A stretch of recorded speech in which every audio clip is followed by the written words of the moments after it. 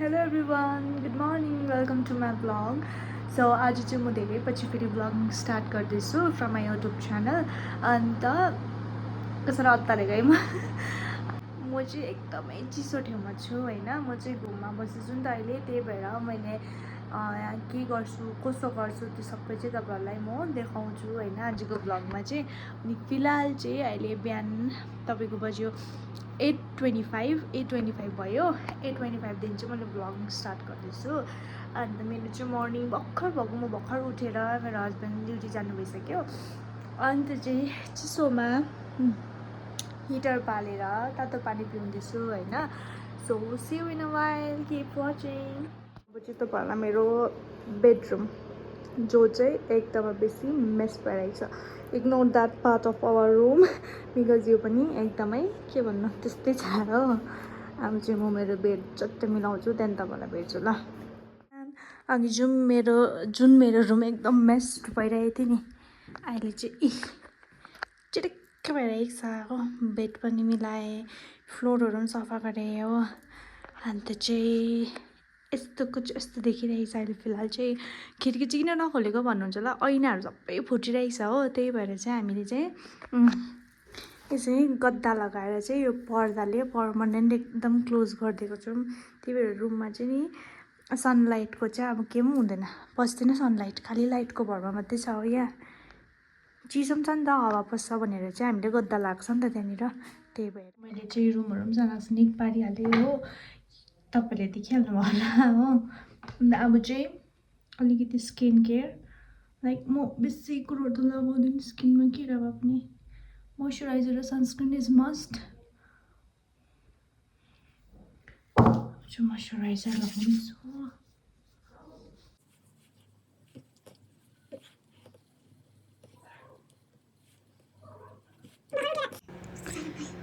चिसो जग्गामा भएर होला हो, आँखाहरू कस्तो सुनिरहेको हुन्छ बिहान उठ्दाखेरि त हैन. अन्त अब म चाहिँ सनस्क्रिन र मोइस्चराइजर चाहिँ डेली नै लगाउँछु.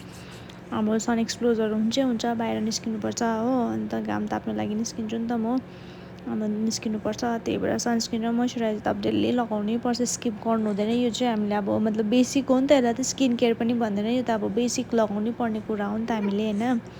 त्यही भएर सनस्क्रिन र मोइस्चराइजर चाहिँ मस्ट लगाउनै पर्छ, डेली बेसिसमा लगाउनु पर्छ यो चाहिँ हो. यहाँ जाँदा फेरि लिप बाम चाहिँ स्किप गर्नै हुँदैन, लगाइबस्नु. म झन् दिनैभर लगाउनुपर्छ हो, म त खाइ पठाउँछु कि त्यही भएर दिनैभर लगाइबस्छु म लिप बाम चाहिँ. ड्राई हुन्छ नि त पुरा लिप्स, त्यही भएर हो. अगेन मैले चाहिँ आधी काम सकेँ. आधी काम भन्नाले बिहानको जुन हुन्छ नि एकदम रसवाला काममा, मतलब बेडहरू मिलाउनु, अलिकति रुम चटाकचटिक पार्नु, त्यो चाहिँ मैले सकिसकेँ. अन्त किचन चाहिँ गरेकै छुइनँ मैले होइन. किचन त अब अलरेडी सफाइ छ, बेलुका अलिक साफसफाइ गरेर सुतेको हुन्छु. तर अब अलिअलि रहेको परेको बिहानको हस्बेन्डलाई ब्रेकफास्ट बनाएर दिएको त्यस्तोहरूको हुन्छ नि त होइन, त्यो चाहिँ गरेको छुइनँ, किचनपट्टि गएको छुइनँ. अन्त अब चाहिँ म चिया खानु आँटेको, चिया र बिस्किट खानु आँटेको. अन्त यहाँ जाडोले गर्दाखेरि चाहिँ के गर्नु, चिया नै रुच्छ हो. अन्त म चाहिँ बिहान ब्रेकफास्ट चाहिँ स्किप गर्छु नि त, लाइक अब उठाइ पनि ढिलो हुन्छ, बिहान उठ्ने बित्तिकै खानु सक्ने पनि होइन हो. अन्त काम गर्दा यता 9, 9:30, 10 बज्छ.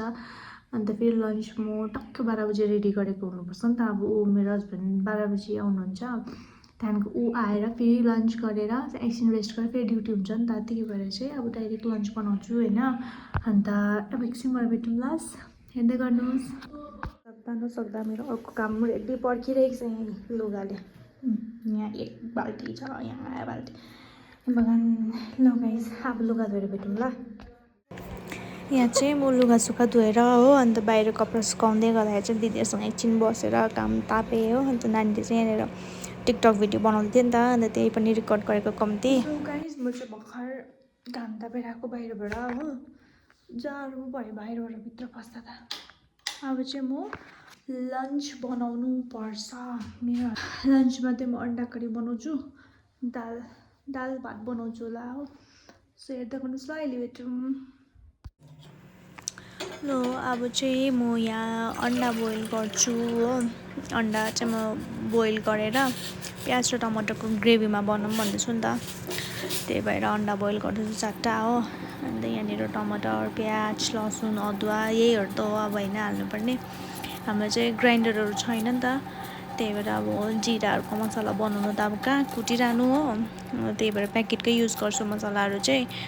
अन्त यसरी टमाटर र प्याज चाहिँ मजाले छिलेर त्यसलाई चाहिँ काटकुट पारेर त्यहाँदेखि चाहिँ ग्रेभी बनाउने, देन आफ्टर अन्डा हालेर अन्डा करी बनाउने।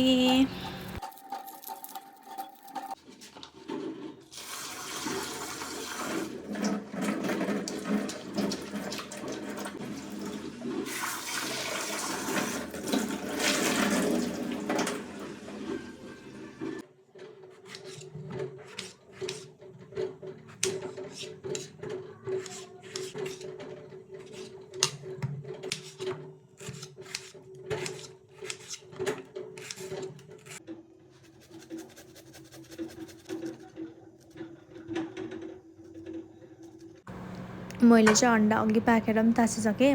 अन्त अहिले चाहिँ यहाँ यसरी चक्कुले कम्ती कम्ती अन्डामा कट गर्दैछु, फ्राई गर्छु नि त, त्यही भएर यसरी सानो गरेर कट गर्दैछु हो।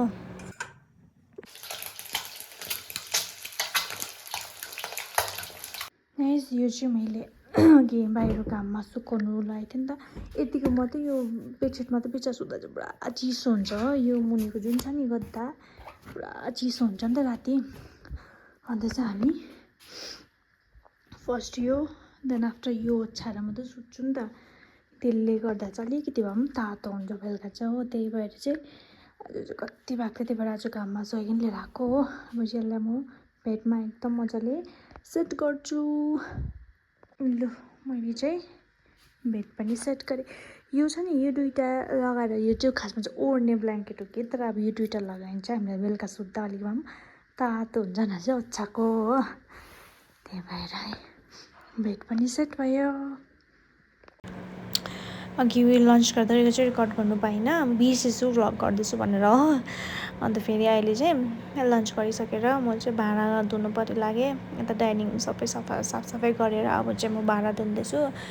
अनि यहाँ चाहिँ पानी पुरा ठिराउँछ नि त, त्यही भएर ग्लोभ्स लगाएन भने त कस्तो ठिराउँछ। अब भाँडा धोइसकेर जब हात फिलै हुँदैन क्या, यति साह्रो चिसो हुन्छ नि त पानी।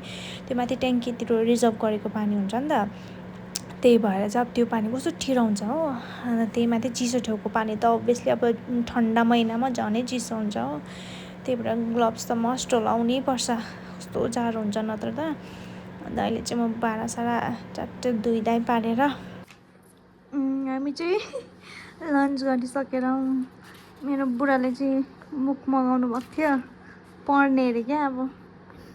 अनि पढाइ सुरु हुने सोचको चाहिँ मान्छेले चाहिँ फ्रन्ट पेजदेखि पल्टाउँछ, मेरो बुढाले चाहिँ बिच पेजदेखि यसरी पछिको पढ्नु कि अगाडि पढ्नु। आजदेखि चाहिँ मेरो बुढा पढ्ने। अनि यता हेर्नु हेर्नु न, पढ्ने हो। अझै बुक्सहरू यहाँ पनि देखाइदिनु कति रहेछ। एउटा दुई तिनवटा चारवटा, योसँग चारवटा किताब चाहिँ उसको चाहिँ अब हो। अब हेरौँ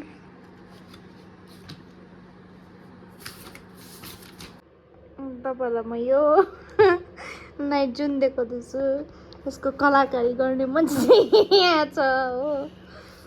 यो लाइटको कहानी चाहिँ यो राम्रै छ, एलइडी लाइट यो हुन्छ नि बल्ब, यो लामोवाला छ कि नाइट लाइट बनाएको अरे मेरो बुढाले। यसमा चाहिँ कुन सेलो टेप भन्छ त्यो, एउटा सेलो टेप हुन्छ नि इलेक्ट्रिक टेप, त्यसले बाँधेर त्यसले त्यो लगाएर अनि ऊ माथि फुस्किरहेछ यो जग्गामा हो। And the art and the artist is here. Wonderful evening भइरहेछ यहाँ चाहिँ, सनसेट हुन आँट्यो हो। अब मेरो कपडा उठाउनु छ, यता छ यहाँ परतिर छ है। अन्त म चाहिँ भर्खर उठेको, अब म चाहिँ इभिनिङको चाय बनाउँछु। Welcome to my kitchen again. अन्त अब चाहिँ म इभिनिङको तातो तातो चिया बनाउँदैछु म र मेरो हस्बेन्डको लागि। फेरि रेस्ट गरेर सुतिरहनु भएको छ अहिले चाहिँ। अन्त फेरि अब चिया खाएर फेरि उठेर फेरि जाइहाल्नुपर्छ नि त उसको ड्युटीमा।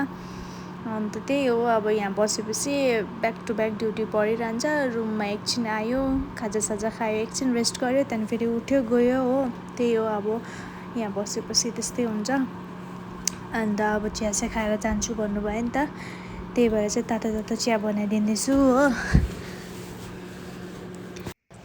अन्त मेरो चाहिँ यहाँ चिया पनि रेडी भयो म चाहिँ यहाँ नानाहरूसँग एकछिन इभिनिङ वकमा आएको थिएँ नि त रुमकै छेउछेउको नानाहरू हुनुहुन्छ नि त अन्त एकछिन जाउँ न भनेर आएको थिएँ नि त घुम्नु हुन त डेली निस्किन्छ हामी घुम्नु चाहिँ अन्त आज चाहिँ कस्तो जाडो थियो हेर्नु न इभिनिङको कस्तो दामी भ्यू देखिरहेको थियो हो अन्त बेलुकासम्म घुम्यो ओऱ्यो अन्त अब चाहिँ घुमिसकेर रुम फर्किने हो